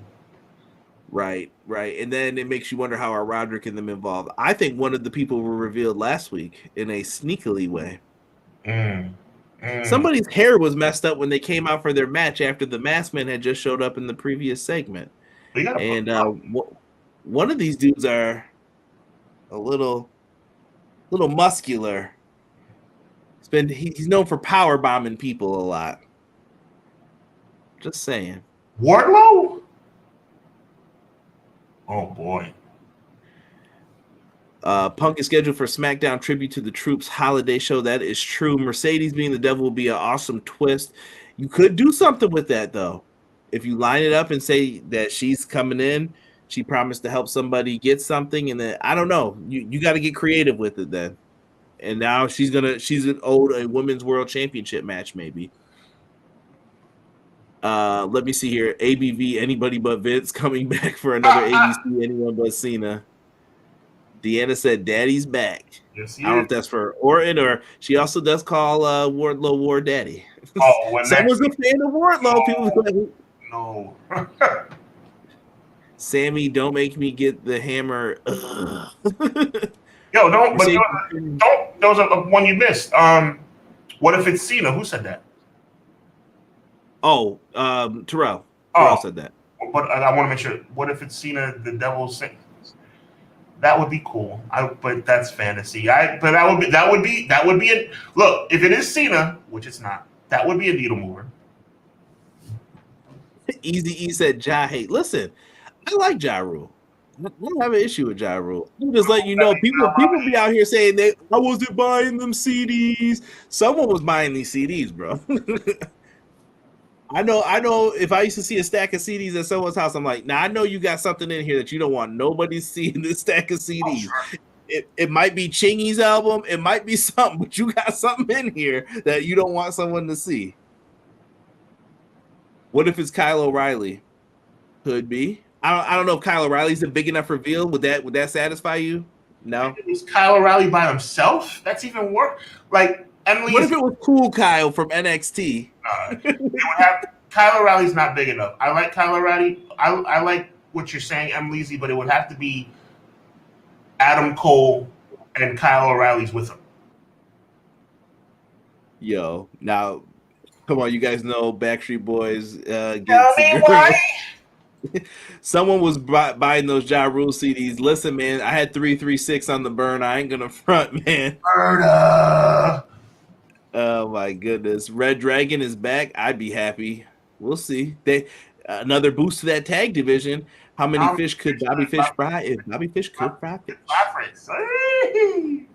Shout out to Riddle, who got torched last week also by whoever that Twitter account was. Punk, Mr. 0-2 in MMA. Yeah, you guys got the same record, but yours didn't drug test. I was like, oh, wow. Yeah. Well, Riddle came out of nowhere talking trash, and I was just like, why did you do that? Idiot. I got to go for the night, but thank you for the show. I'll see you guys next time. Thank you. War Daddy's just fooling around in the janitor's closet. EY. Kyle is the Devil Could Work. Wardlow, Ethan Page, Parker Boudreaux, and Trench. Trench is gone. I think they got rid of him. If I'm not mistaken. I'd have to look it up. He is talking War about Daddy. Oh boy. Oh, here comes Derek. I'm over Wardlow. Me too. It's not Wardlow's fault though. I need the bad stuff to happen to him. He's just a victim of circumstance every time. No one who told him to rob his car and take his passport. Like, what do you want to do? Touche. Let me see here. Read my Mercedes and Trinity comment. Mercedes and Trinity should not go back to WWE. They're both flourishing outside of there. Don't go back to that spot that made you want to leave in the first place. It would be AEW snakes backwards. I mean, different people now, though, too. I don't know. Here we go. Everybody doing the job. Chingy, why the shots? Chingy put out CDs, and he would always fool you with some good hit singles. But then when you buy that album, it ain't. I love the way you do that right there. Make you scared. So we'll see. We'll see who is going to show up as the Devil. MJF's been missing his mask. It's a sad day for all. Me and Sean are here. It's Rumble season. It sounds like we're not going to get a pay-per-view, so we might be talking a little more AEW Worlds Collide or something in the time frame. But I don't have anything else to promote. Catch me on Wednesday after the Dynamite stream. Anything for you, Sean? Definitely coming back soon with another Hubbard Wrestling Weekly stream. Shout out to Fight TV. Was going to do a Benavidez review, but unfortunately I got a little under the weather, so I'm going to come back a little later with some more heat. But be on the lookout. You already know what it is. Subscribe to the channel, man. Show your boys some love. Show us both some love. We appreciate y'all, man. Take us out, Sean. Take us out. Listen, it's always a pleasure to be with you guys on Clash of the Podcast. Conrad, appreciate you, my G. The chat, you guys were live tonight. Appreciate y'all so much. Always a great time. Always a blessing. Stay positive. Stay strong. Stay safe. And always remember, evil never prevails. We'll talk to you next time. Peace.